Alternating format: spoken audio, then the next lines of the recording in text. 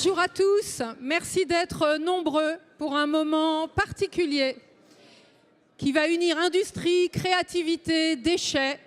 On va rentrer dans une aventure un petit peu différente, mais très inspirante.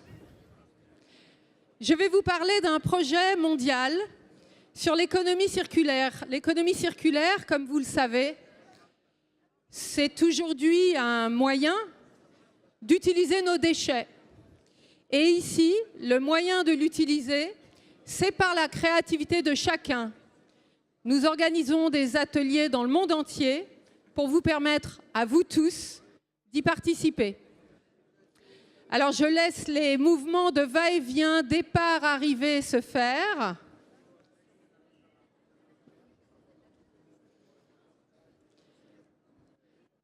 Vous voyez ici quelqu'un qui a un masque. C'est de la récup de vieux textiles et cette personne est une styliste de mode éthique qui s'appelle Sakina Emsa. Le projet Masbook est né pour la COP21, la conférence du climat à Paris, il y a quelques années. Nous avions réuni des entrepreneurs sociaux, des jeunes du monde entier, des artistes, et ensemble, on leur a demandé « Est-ce que vous pourriez imaginer un projet qui aide l'environnement et qui soit créatif ?»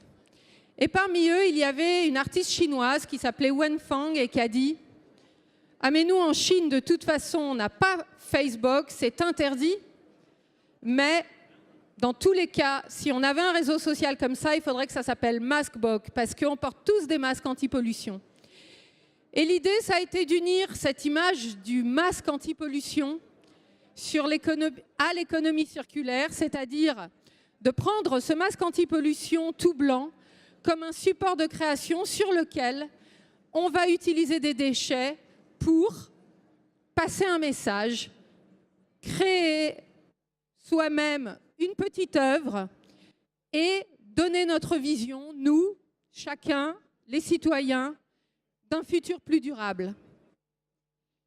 L'association Art of Change 21 est spécialisée sur justement l'approche créative de l'économie circulaire, du réchauffement climatique, de la pollution, et de manière très participative parce que ces actions mobilisent les citoyens et notamment au travers d'ateliers. L'association a pour parrain Tristan Lecomte, un célèbre entrepreneur social français, et l'artiste Lafour Eliasson. Voilà. Alors, vous découvrez ici Anthony qui vit dans un bidonville au Kenya et qui avait des chutes de tissus. Beaucoup d'industries textiles là-bas avec beaucoup de déchets. Vous avez ici un jeune homme qui vit à Katowice dans une région minière qui va accueillir la COP24. Et il a été fait uniquement il y a quelques jours. Nous avons beaucoup d'ateliers là-bas à Katowice dans le cadre de la COP24, la conférence mondiale sur le climat.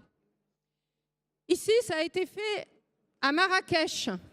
Il y a des copeaux de bois, beaucoup d'industrie du bois. Et puis on retrouve aussi nos fameux hôtels et maisons d'un Monopoly qui avait été mis à la poubelle. Et ici, vous avez également un des très récents portraits faits en Pologne. Tous les portraits créés sont faits à partir de déchets qui proviennent de l'ensemble des industries alimentaires, des emballages, beaucoup de textiles. Comme vous le savez, 85% de la fast fashion que nous achetons se retrouve à la poubelle. Et à travers nos ateliers, à travers nos actions, eh bien, nous mesurons après notre impact. Et plus de 80% de nos participants nous disent qu'ils regardent leurs déchets autrement, que ça leur donne envie de mieux trier. Et surtout, en ayant eux-mêmes participé à une solution, ils sont des acteurs du changement. Alors, une fois qu'on a participé à un atelier comme ici, eh bien, on vit une aventure qui est celle d'une œuvre d'art. Tous ces portraits sont rassemblés dans une galerie en ligne qui s'appelle maskbook.org. Vous pouvez y aller, vous trouvez tous les moyens de participer. Et ensuite, tous ces portraits sont exposés dans le monde, comme par exemple ici au Grand Palais, en bas, ou en haut à la Biennale de Daegu en Corée.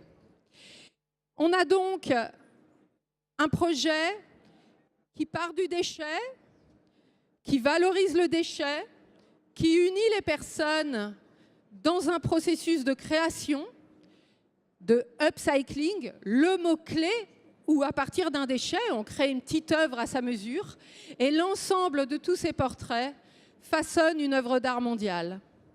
Ça, c'est le projet Massbook.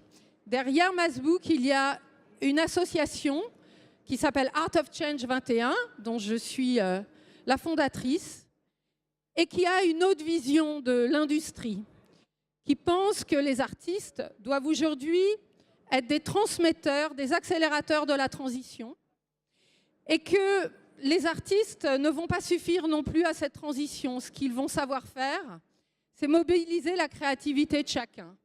Si on veut créer un monde post-carbone, il va falloir l'inventer. Et pour ça, c'est notre créativité à tous qui va être en jeu. Comment est-ce qu'on change d'alimentation, de transport? Comment on passe à cette économie plus légère, plus circulaire, moins carbonée?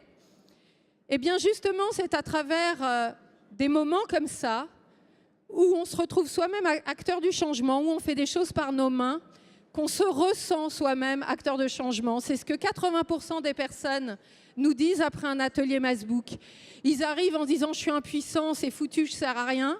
Et puis après tout ce processus, ils se disent ben non, même si je suis qu'un petit colibri, même si je suis qu'une goutte d'eau, eh ben, j'ai participé à un processus et je fais partie d'une communauté et ça redonne aussi la pêche pour avoir envie d'agir. Notre conviction, c'est que c'est la créativité qui nous permet d'entrer plus vite dans le monde de demain. Et notre conviction aussi, c'est que le monde de demain, il faut qu'il arrive beaucoup plus vite. Pourquoi? Parce qu'on a des défis comme le réchauffement climatique. On doit mettre en œuvre l'économie circulaire de manière beaucoup plus massive dans l'industrie. On a des problèmes liés à la biodiversité. Et donc, c'est très important que, même si ça peut paraître uniquement artistique, symbolique, eh bien, on ait de plus en plus d'occasions de participer nous-mêmes à cette dynamique. Voilà très rapidement quelques mots sur ce projet. Il a été accueilli par plus de 20 pays du monde. Il est en ce moment en Pologne pour la conférence 24. Il revenait du Ghana, il a été en Chine, en Inde. Il est bien sûr très souvent à Paris.